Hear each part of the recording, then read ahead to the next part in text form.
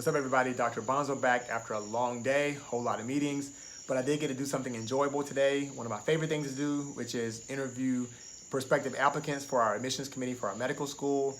Good luck to everybody out there applying to health profession schools, medical schools, residencies, or whatever. And also congrats to all our new learners who just started this academic year recently. So for those of y'all who are new to this, I'm Dr. Bonzo, and anytime I get dressed up, I don't like to waste a good outfit. So I do one of these quick hitting, high yield reviews of a medical topic in 5 minutes or less. Be sure to subscribe if you like that kind of content. So today's topic is on vulvar skin disorders. Saw this recently with one of our residents and was thinking about it.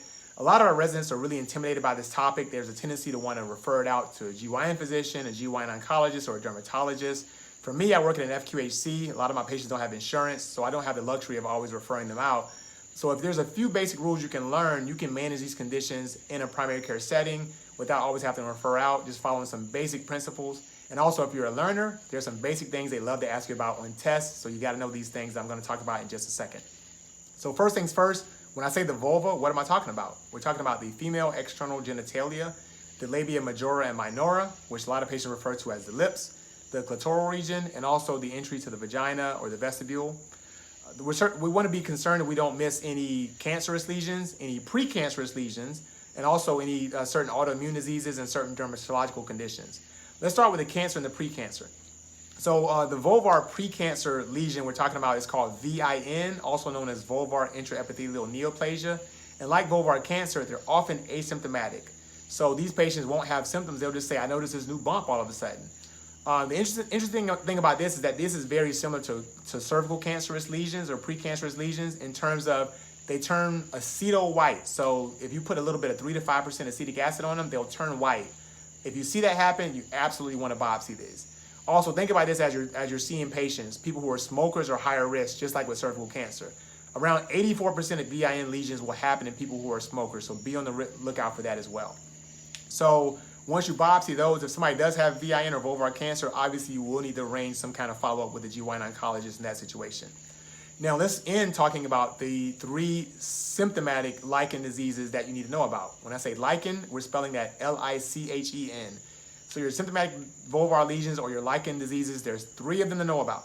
Number 1 is lichen simplex chronicus. This is a chronic itch scratch cycle. So patients start scratching, it increases inflammation, causes more inflammatory mediators to come to the area, which causes you to itch even more, which makes you scratch even more, which causes more inflammation, and on and on and on. The way you do this, you have to break that cycle with antihistamines or whatever, and also use topical high-potency fluorinated corticosteroids. The best examples of these that we use commonly are betamethasone and clobetasol, both 0.05% ointments. That's that highest potency topical steroid ointment we're talking about. So you pretty much have to do a lot of steroids beyond your typical 2-week treatment course you're probably used to when you have like poison ivy or something like this. So you have to do a lot of times twice a day for 2 weeks, and then apply the topical steroids once a day for 2 weeks, and then every other day for 2 weeks, and then a few times a week for 2 weeks, and on and on and on. About 2 to 3 months of treatment. And that will break that itch scratch cycle that you see with lichen simplex chronicus. Now on your exams and also in real life, you're going to see this presented where you see normal genitalia with a whole lot of erosions and like excoriations, evidence that the person's been scratching there. Now this is different from the other 2 lichen diseases to know about, which are lichen sclerosus and lichen planus, in which case you will have distortion of the architecture, especially later in the course. Again, early in the course, it may not look like this, so you always want to biopsy to be sure it's not this and not one of the cancerous lesions or precancerous lesions as well. In terms of lichen sclerosus, a lot of times you'll see this sort of cellophane appearance to the vulva. Remember that, test takers out there?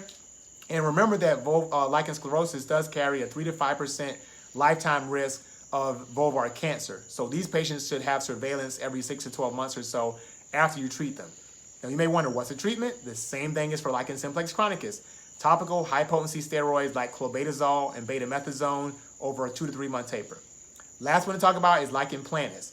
So the main characteristic appearance of this one is they have like these rat bite erosions that you'll see. And also the patients will not only have these erosions in the vulvar area, but also sometimes on the other mucous membranes, like on the inside of their cheek or inside of their mouth. So in summary, lichen sclerosus, precancerous lesion, 3 to 5% risk of lifetime vulvar cancer. Lichen planus, autoimmune disease, both of those have distortion of the architecture. Lichen simplex chronicus, stop that itch scratch cycle. You won't have any distortion of the architecture. All right, my 5 minutes is up.